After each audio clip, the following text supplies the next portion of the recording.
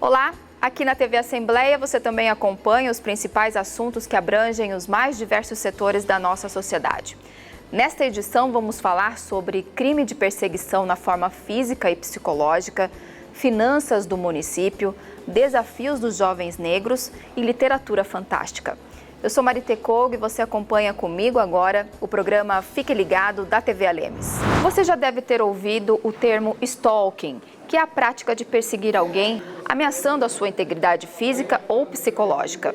Neste ano, esse tipo de comportamento se tornou crime no Brasil. Fique sabendo quais são as consequências desse tipo de perseguição, principalmente contra as mulheres, e as formas de violência psicológica que podem também ser praticadas pela internet.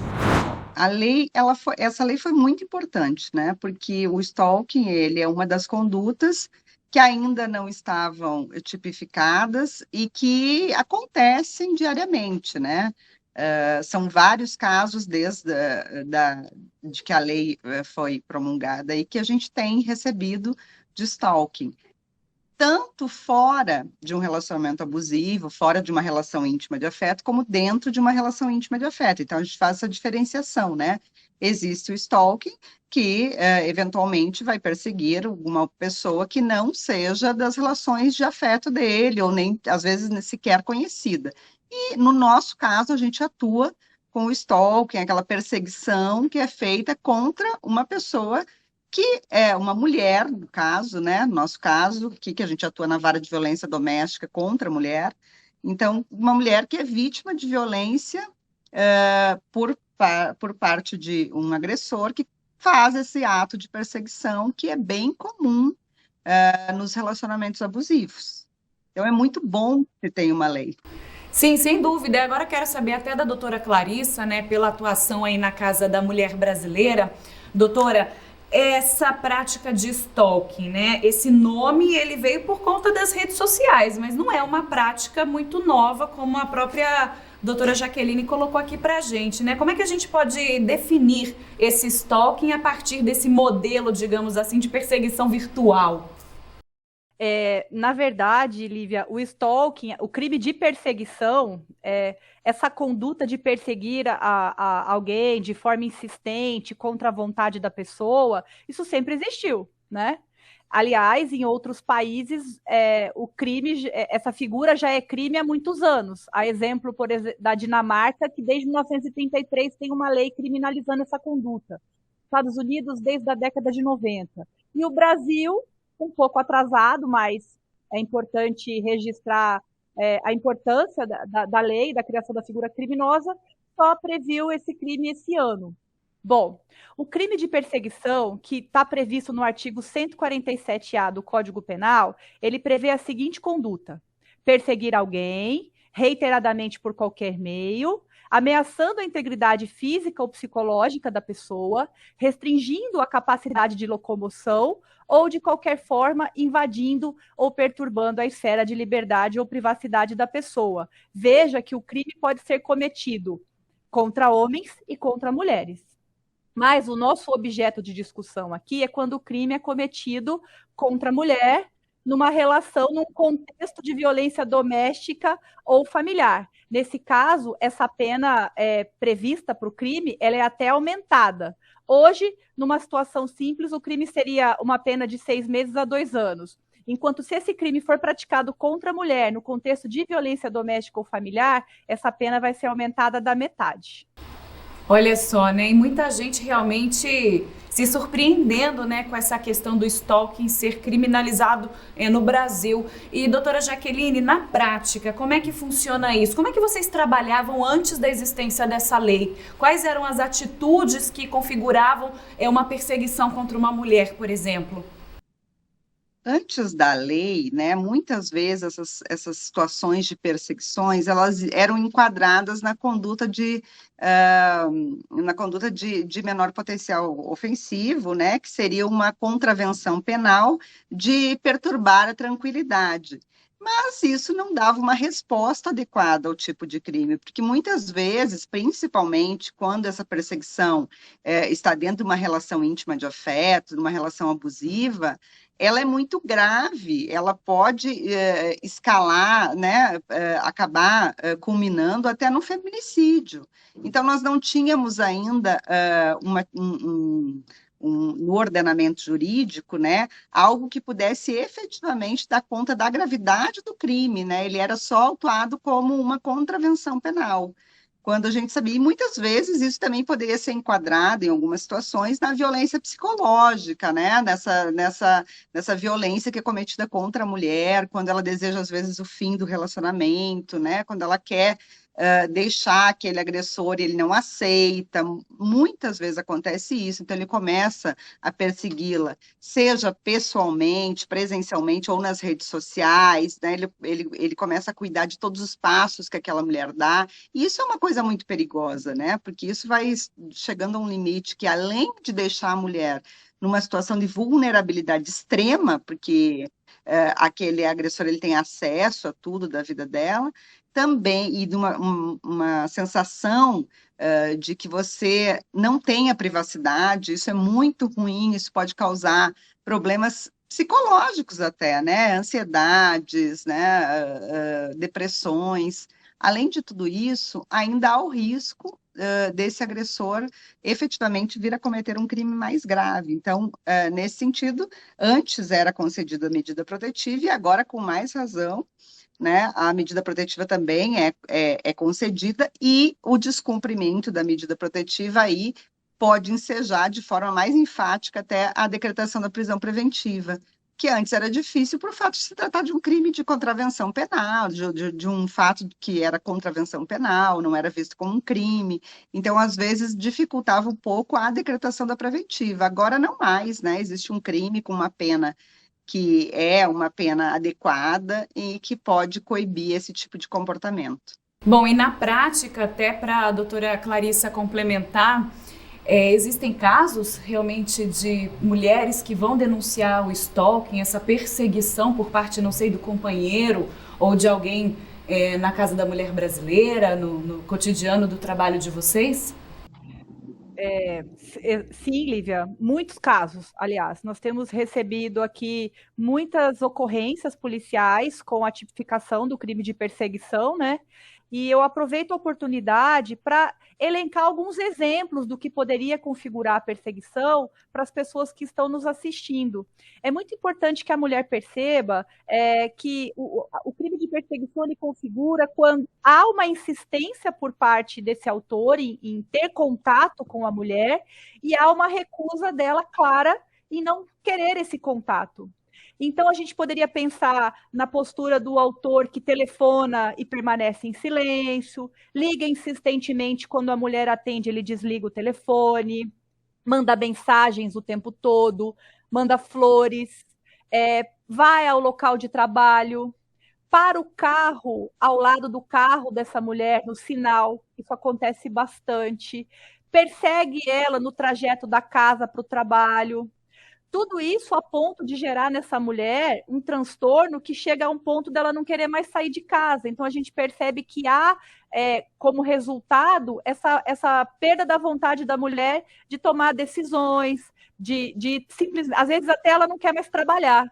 E eu chamo a atenção aqui para uma forma de perseguição que está cada vez mais comum, que é a perseguição pela internet, que as pessoas chamam de cyberstalking, né? Que é aquela situação em que o autor ele se utiliza da internet e das dificuldades de se investigar um crime, né, através desse meio, em que o agente, por exemplo, manda mensagens de spam até lotar a caixa de e-mail da mulher, invade rede social, divulga dados pessoais dela, invade aparelhos eletrônicos, faz comentários excessivos nas redes sociais. Então, é possível perceber que é um comportamento reiterado e que se a mulher não tomar uma providência, isso pode enveredar para uma situação pior, como a doutora Jaqueline comentou antes. O programa Personalidades entrevistou Pedro Pedrocian Neto. De família conhecida da política do nosso estado, ele conta os desafios de estar à frente da Secretaria de Finanças de Campo Grande e como foi lidar com as contas da capital durante o pico da pandemia da Covid-19. Confira. É secretário de Finanças do Marquinhos Trade, há 5 anos. Há 5 anos, desde 2017. Como é que foi esse convite? Você já tinha algum contato com ele? Esse desafio de ser secretário de Finanças da capital? Olha, esse foi o maior desafio da minha vida. De tudo isso que eu fiz, a tarefa mais desafiadora que eu enfrentei até hoje foi justamente aqui a Secretaria de Finanças. Porque não tem curso, manual preparatório para ser secretário. Essa faculdade não ensina, né? Essa faculdade não ensina. Então, na verdade, o que você tem que fazer? Você tem que pegar todo o cabedal, todo o seu instrumental que você recebeu e usar da sua sensibilidade para ver como que você vai aplicar, como que você vai usar aquilo de fato para gerir uma cidade. E eu imaginava que era de um jeito, é de outro jeito, mais difícil do que eu imaginava.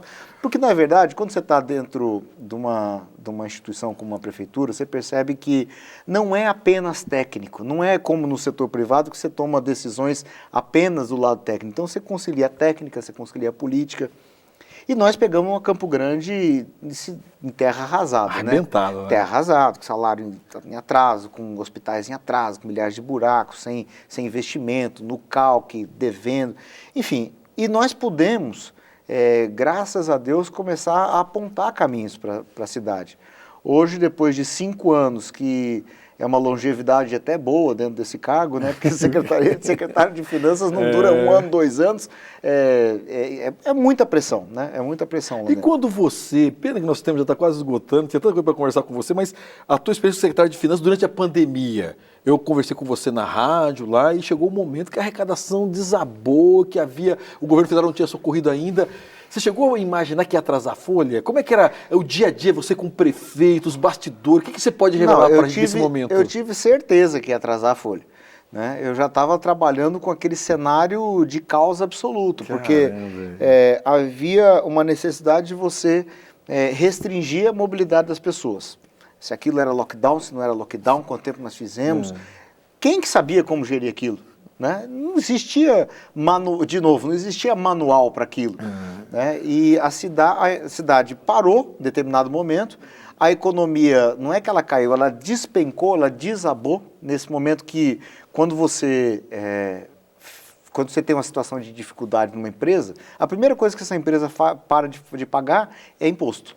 Entendeu? Ela prioriza salário, ela prioriza fornecedor, ela prioriza tudo, menos pagamento de imposto. E a prefeitura vive do imposto. Muita gente de fora, às vezes, achava erroneamente que a prefeitura tinha dinheiro. Mas é o contrário, nós estávamos tão apertados contra as empresas, né? Então, eu trabalhei com um cenário, sim, de parcelamento de folha, de atraso de hospital. E você conseguia dormir, Pedro, por exemplo? Dá para dormir pensando que vou atrasar a folha, o pessoal pressionando? Como é que você lida com isso, na sua subjetividade? Então... nos primeiros 15, 20 dias, que eu olhei que a arrecadação caiu 80%, 90%, eu simplesmente não existia nenhum receituário sobre o que fazer. Nenhum receituário. Né? A gente começava a pensar, bom, eu vou começar a escalonar pagamento, vou pagar os salários menores, deixar os maiores para um segundo momento. Você começa a pensar em coisas assim. Como é que você vai bancar os hospitais? Quem que você vai honrar primeiro? Então, você começa na sua cabeça a ficar com um cenário de guerra, né? Como que você vai sobreviver a esse caos? Só que você começa a olhar isso e vê que o problema não era só nosso, quer dizer, era um problema de outros municípios, outros estados, e começou-se a se desenhar uma solução nacional através daquilo que veio, né? Que era com aportes do governo federal para os estados, para os municípios, para os entes federativos, para que eles pudessem sobreviver àquilo. Então, a angústia era, será que vai dar tempo de chegar o ajuste, o recurso federal, até que a gente, enquanto isso, como é que a gente vive, né? Então, e aí a gente ficou ligando para a bancada federal, pelo amor de Deus, aprova isso, né? Ligava para Tereza Cristina, ligava para quem, aí você ativa tudo que você tem de contato para ver se encontra uma solução. E encontraram, né? Que tá... Encontrou. E hoje Campo Grande está bem, graças a Deus, porque nós recebemos esse auxílio, foi possível passar o ano 2020, nós trabalhamos também com... seguramos os gastos do ano de 2020, do ano de 2021, e hoje Campo Grande, graças a Deus, está pronta para crescer com mais de 1 bilhão e 300 milhões de reais de investimentos em carteira. Quais são os desafios dos jovens negros na sociedade brasileira? O tema foi abordado pelo programa Juventude em Pauta, que entrevistou o cineasta Ulisver, diretor premiado pelo filme As Invenções de Aquins, e Mariana Moraes, que investe na moda voltada à afroestima. Nascer num corpo negro já é algo que você enfrenta todo dia, né?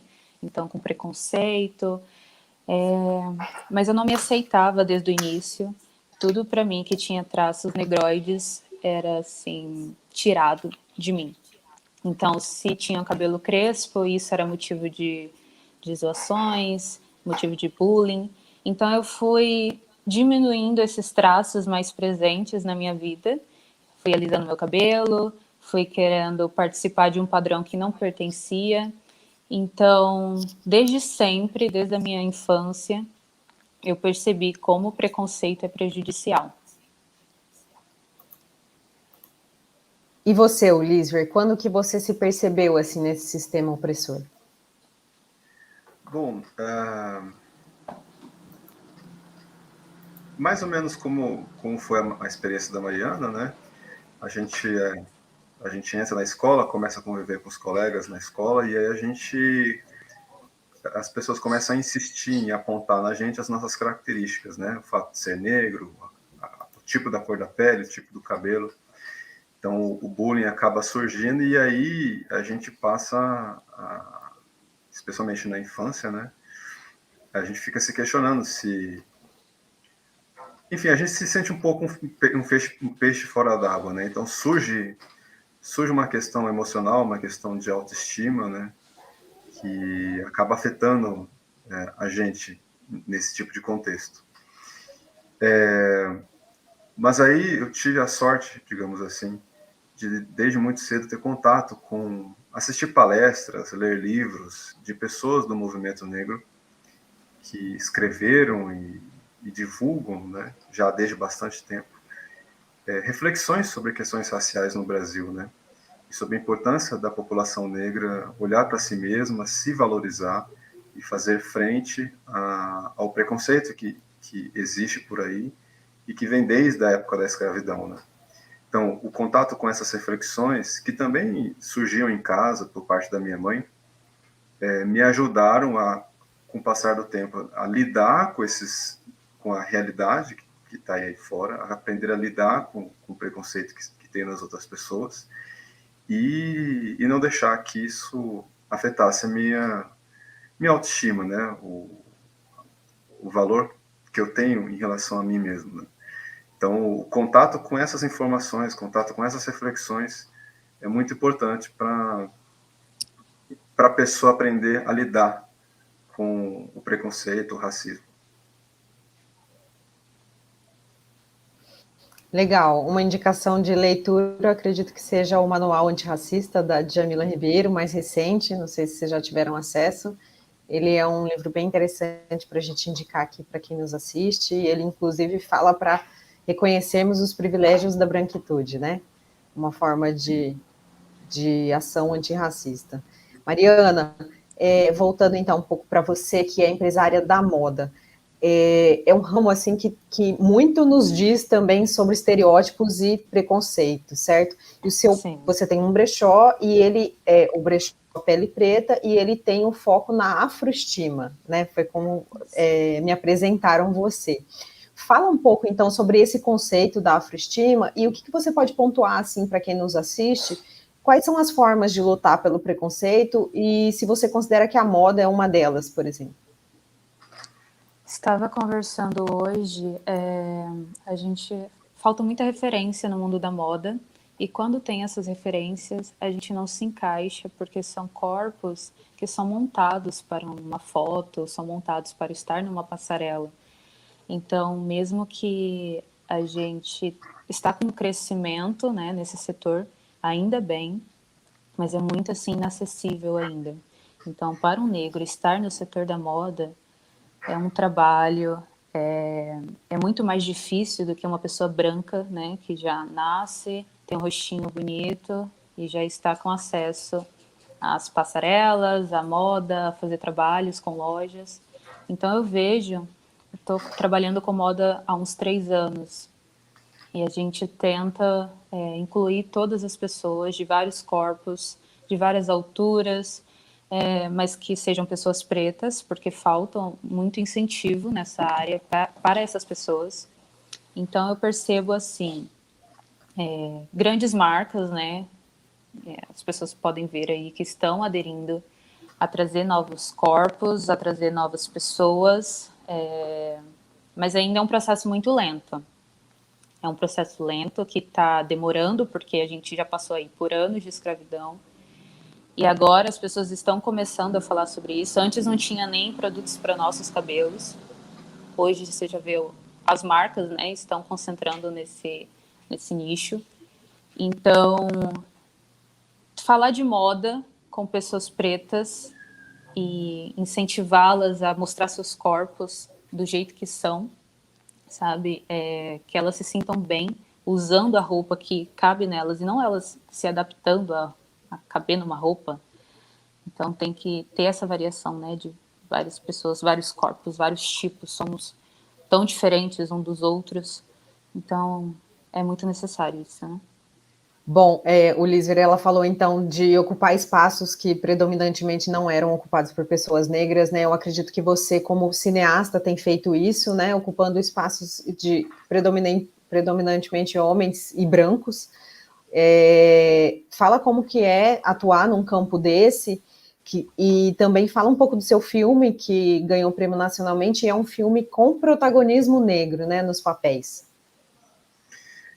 Quando eu decidi trabalhar com cinema, quando eu vi que essa era a minha praia, a minha paixão, eu tive que ir para São Paulo para fazer cursos de cinema, e depois de quase 3 anos mergulhado em estudar o assunto, eu percebi que eu tinha conseguido suprir uma necessidade, que é ter acesso a conhecimento, mas aí começava um segundo desafio, né, que é de fato conseguir realizar meus projetos enquanto roteirista, enquanto diretor de cinema, né? Conseguir construir a minha carreira. E eu senti, não só pelo fato de ser negro, mas também pelo fato de ser do interior, né? A gente aqui em Mato Grosso do Sul, a gente é visto como interior por parte de quem mora em São Paulo e no Rio de Janeiro, né? E eu vi que para eu conseguir construir a minha carreira, eu teria que também ser empreendedor dos meus próprios projetos, né? Foi justamente com esse conhecimento que eu consegui montar meu primeiro projeto de curta-metragem de ficção. Montei o projeto, mandei para os editais de incentivo à cultura, tanto aqui do estado de Mato Grosso do Sul quanto a nível nacional. E em 2017, depois de bastante espera, eu consegui ganhar um edital da prefeitura, que foi o que viabilizou a produção do curta As Invenções de Arquins, meu primeiro, no caso, média-metragem, né, de ficção. O programa Ler é Viver aborda o tema literatura fantástica. Esse gênero não se prende apenas à literatura, mas expande o seu universo pela música e cinema.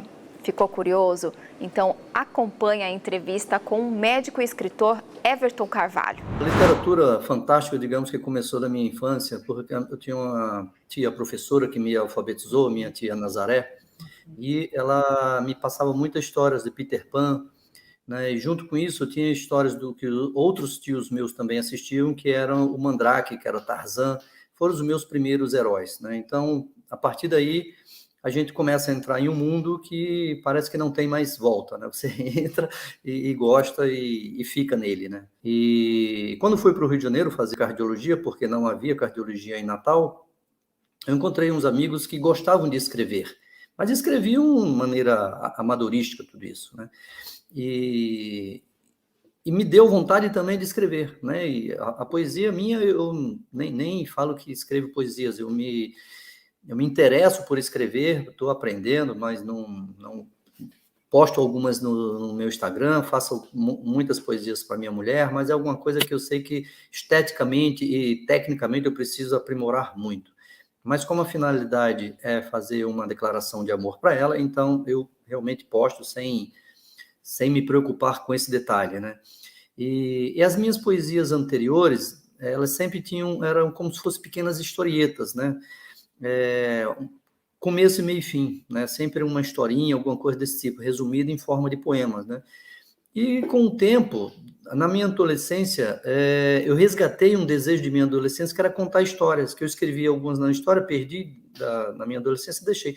Quando cheguei no Rio de Janeiro, comecei a escrever, eu achei que poderia me aprofundar um pouco mais. E veio a ideia do vampiro, porque desde criança eu sou apaixonado por vampiro. Eu e meu irmão assistíamos na Band, nos anos 70, Sessão Mistério, que passava na Band sábado à noite, e era só sobre vampiro, lobisomem, estranguladores, esses múmias, todas essas coisas, esses seres, né, de outro mundo. E quando me veio a ideia de escrever sobre o vampiro, a ideia veio, mas ela vem como se fosse um vento, que passa assim no seu ouvido, um sopro, e você tem que captar. Eu peguei aquilo, anotei e comecei a me aprofundar na ideia. E o aprofundamento parece um buraco. Quanto você mais procura, mais profundo você vai. E depois de 5 anos pesquisando e escrevendo, saiu o primeiro vampiro, né?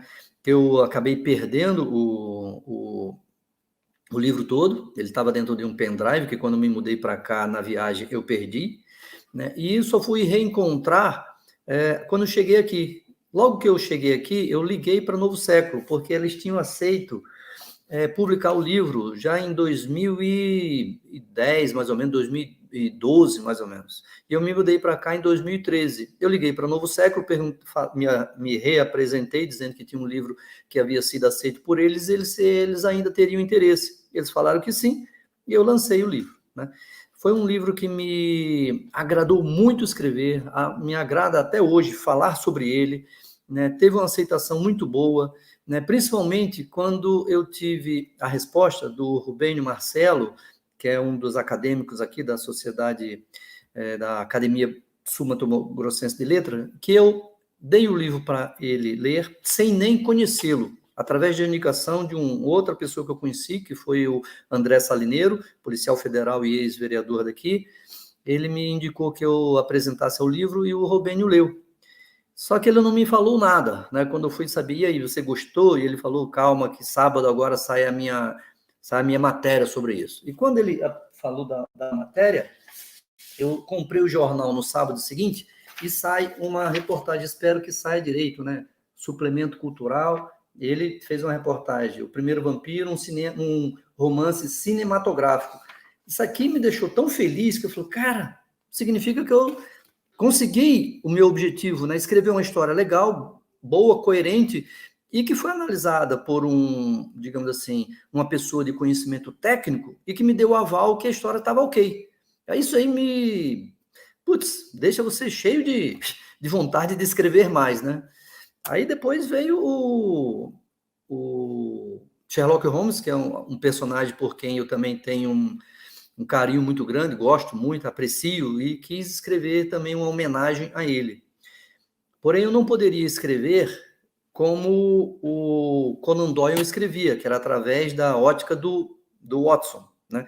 Então, eu optei, porque senão eu teria que fazer um plágio, né? E escrever a maneira que o Watson escrevia, tudo isso aí. E eu falei, não vou fazer isso. Então, eu optei fazer uma história pelos olhos do próprio Sherlock. Só que, para que fosse uma coisa diferente, eu coloquei o Sherlock aposentado, coloquei o Sherlock casado e pai de família. Porque quando você se torna pai, você muda, sem querer, seus conceitos, sua maneira de pensar e muitas coisas. Então, é um Sherlock, digamos assim, com uma vivência já diferenciada pelas experiências novas que ele tem na vida. Aposentado, casado e tudo que ele era contra. Eu vou ficando por aqui e agradeço pela sua companhia. Até a próxima edição.